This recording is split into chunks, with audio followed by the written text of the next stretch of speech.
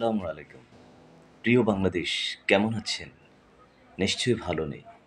কারণ দীর্ঘ ১ থেকে ১.৫ মাস যুদ্ধ করে আমরা অগাস্ট মাসের একটা রক্তাক্ত প্রান্তর পেরিয়ে একটা স্বাধীনতা পেয়ে নতুন সূর্য পদার্পণ যখন করেছি, ঠিক এমনি একটি মুহূর্তে জুলাইয়ের এই দিনে শুরু হয়েছে আমাদের জন্য আরেকটি দুঃসংবাদ।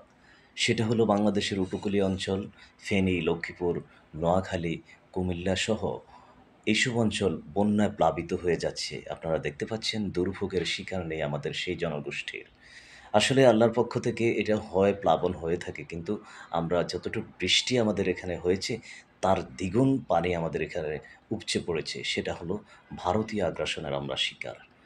আমরা আসলে যেইভাবে হোক, যেমনিভাবে হোক আমরা মানে ভারতীয় আগ্রাসনের শিকার হচ্ছি। ঠিক সেই আগ্রাসনের শিকার আজ আমার উপকূলীয় অঞ্চলের জনগোষ্ঠী। কি বলবো আর আমাদের দুর্ভোগ আর শেষ নেই। স্বাধীনতার আ অবস্থান দুর্ভোগ কেটে উঠতে না উঠতেই আজকে আমাদের উপর আবার আরেকটা দুর্ভোগ চলে এসেছে, মহাপ্লাবন। আপনারা দেখতে পাচ্ছেন বিভিন্ন টিভি মিডিয়াতে আপনারা দেখতে পাচ্ছেন আসলে লক্ষ্মীপুর, নোয়াখালী, ফেনী, কুমিল্লা অঞ্চলের মানুষের দুর্ভোগের অবস্থা। এত বেশি বন্যা ২০০৪ সালে আমরা দেখিনি। এত বেশি পানি আমরা অষ্টআশির বন্যাতে দেখেছি।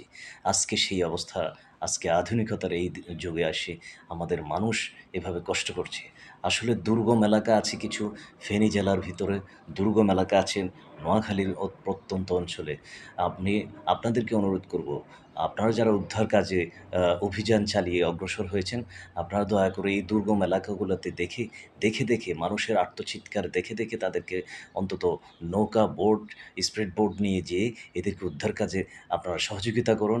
এদেরকে উদ্ধার কাজে হেল্প করে আশ্রয়কেন্দ্রে নিয়ে আসার ব্যবস্থা করেন।